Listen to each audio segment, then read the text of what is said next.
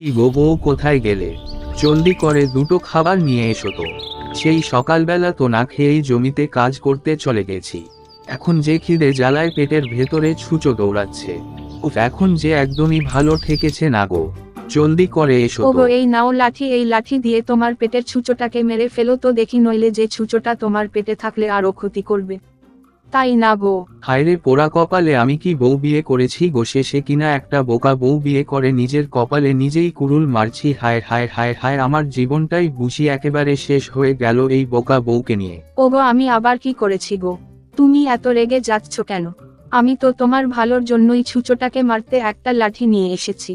তুমি আর দেরি না করে এখনই লাঠি দিয়ে তোমার পেটে ছুঁচোটাকে একেবারে মেরে ফেলো। লাঠি দিয়ে আমার পেটে ছুঁচো মারতে হবে না গো, ওই লাঠি দিয়ে আমার মাথায় একটা বাড়ি দাও, আমিই মরে যাই। হায়রে, পেটের খিদের জন্য আমি কথার কথা বলেছি। পেটের ভেতরে ছুঁচো দৌড়াচ্ছে আর তুমি কিনা সেই ছুঁচো মারতে লাঠি নিয়ে এসেছো। ধুরতারি, আমি আর বাড়িতেই থাকবো না, আমি এই গেলাম। ওগো, তুমি শোনো, কোথায় যাচ্ছ অন্তত ছাতাটা তো নিয়ে যাও। আরে রাখো তোমার ছাতা, খিদের জ্বালায় পেট হচ্ছে ভাজা। আশ্চর্য, উনি রেগে গেলেন কেন? আমি আবার কি করলাম? আমি তো তার ভালোর জন্যই লাঠিটা নিয়ে এসেছিলাম, কিন্তু সে কিনা আমাকে ভুল বুঝলো। আরে শিবু দাদা, তুমি না একটু আগেই বাড়িতে খাবার জন্য গেলে, আবার এখনই চলে আসলে যে? আর বলো না দাদা, এই বোকা বউকে বিয়ে করে পড়েছি এক বিপদে। আমি খিদের জ্বালায় বলেছি, ওগো বউ, খিদের জ্বালায় পেটের ভেতরে ছুঁচো দৌড়াচ্ছে, আর সে কিনা আমার জন্য একটা লাঠি নিয়ে এসেছে সেই ছুঁচোকে মারতে। এসব কি বলছো দাদা? আরে দুনিয়াতে এরকম বোকা হয় নাকি গো? তাই শিবু দাদা, তুমি একটা ভালো বউই পেয়েছো, আর ভালো বউটা হলো বোকা। হা হা হা হা। আরে হেসো না দাদা, হেসো না। তুমিও যখন এরকম একটা বোকা বউ পাবে, তখন হাড়ে হাড়ে টের পাবে যে বোকা বউ নিয়ে সংসার করা কি জ্বালা। তোমার মতো অত বোকা আমি নই যে একটা বোকা বউ বিয়ে করে ঘরে আনবো, বুঝলে দাদা? আমাকে বড় দেখে একটা রুই মাছ দাও তো। আহা, অনেক দিন পর রুই মাছ খাওয়ার জন্য মনটা ছুটে গেছে। আহা, আজ পেট ভরে রুই মাছ দিয়ে ভাত খাবো। দাদা ঠিক আছে, এক্ষুনি আপনাকে বড় মাছটা দিচ্ছি। বড়টা 5 টাকা আর ছোটটা হলো 2 টাকা দাম।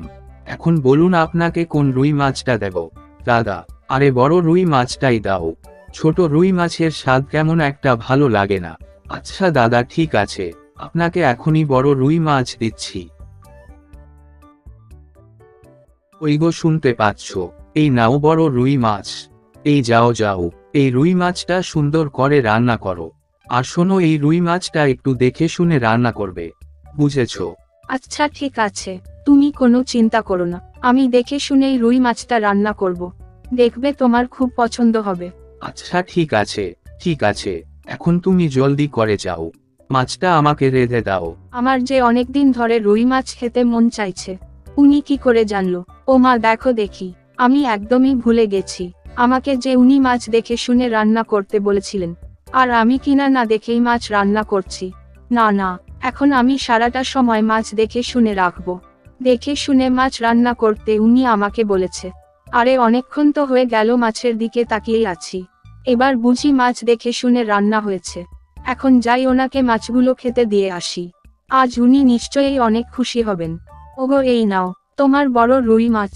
আমি কিন্তু আজ মাছের তরকারি দেখে শুনেই রেঁধেছি। আচ্ছা ঠিক আছে বউ, তুমি অপেক্ষা করো, আমি এখনই খেয়ে দেখছি তোমার হাতের রুই মাছ রান্না কেমন হয়েছে। ছি, থু থু থু, এ কি? তুমি এসব কি রান্না করেছো? এগুলো কি মানুষে খায়? কেন গো, কি হয়েছে? মাছ রান্না বুঝি ভালো হয়নি? এটাকে তোমার মাছ রান্না বলে? ছি ছি, ছি ছি। তোমাকে আমি কিভাবে মাছ রান্না করতে বলেছি, আর তুমি কিভাবে রান্না করে দিয়েছো? এটা তো মাছ রান্না করনি, শুধু মাছ সেদ্ধ করে নিয়ে এসেছো।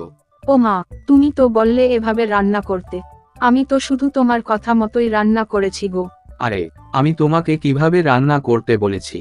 আমি কি তোমাকে বলেছি নুন তেল ছাড়াই শুধু মাছ সেদ্ধ করে নিয়ে এসো? কেন, তুমি তো বললে আমাকে দেখে শুনে মাছটা যেন রান্না করি।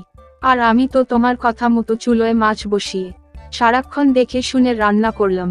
এখন যদি ভালো না হয়, তাহলে কি আমার দোষ? ঘাট হয়েছে আমার, তোমাকে মাছ রান্না করতে বলাই আমার ঘাট হয়েছে। যত সব। এই শোনো, তুমি আজই তোমার বাপের বাড়ি চলে যাও। আমি তোমাকে এই বাড়িতে আর একটা দিনও রাখবো না। তুমি যাও এখান থেকে। ওগো তুমি আমাকে ছেড়ে চলে যেতে পারো না গো। ওগো তুমি কোথায় গেলে গো? আমি তোমায় ছেড়ে বাপের বাড়ি যাব না। কি গো রতন দাদা, আজকাল তোমার আবার কি হলো গো? সব সময় তোমাকে মন মরা দেখছি যে। তা কি হয়েছে আমাদের বলবে তো নাকি? এভাবেই মন খারাপ করে বসে থাকবে নাকি? আর বলো না মদন দা, বউকে ছাড়া যে একদমই ভালো লাগছে না। আজ কতদিন হয়ে গেল বউটাকে দেখছি না, তাই আমার মন খারাপ গো।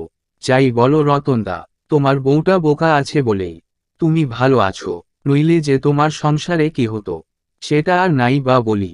আমাদের করিম ভাইকে তো চেনো, তার বউ যে চালাক। ওরে বাবা রে বাবা, সারাক্ষণ করিম ভাইকে নাকে দড়ি দিয়ে ঘোরায়। সেই হিসেবে তোমার বউটা একটু বোকা হলেও ভালো, বুঝলে? এখন যে কি করি সেটাই বুঝতে পারছি না গো। নিজের লাজ লজ্জা ভেঙে আবার বউকে আনতেও যেতে পারছি না। ওকে তো আমি বকাঝকা করে বাপের বাড়িতে রেখে এসেছি, এখন আবার ওকে আনতে যাব? তা বউকে ছাড়া যে আমার একদমই ভালো লাগছে না। যাই বউটাকে নিয়েই আসি। আরে দেখো দেখো, কে এসেছে, আমাদের জামাই বাবাজি এসেছে। ওরে কোথায় গেলি? জামাইকে ঘরে নিয়ে আয়। এসো বাবা এসো, বসো বাবা বসো। তোমরা কথা বলো, আমি একটু আসছি। কেমন আছো তুমি? ভালো।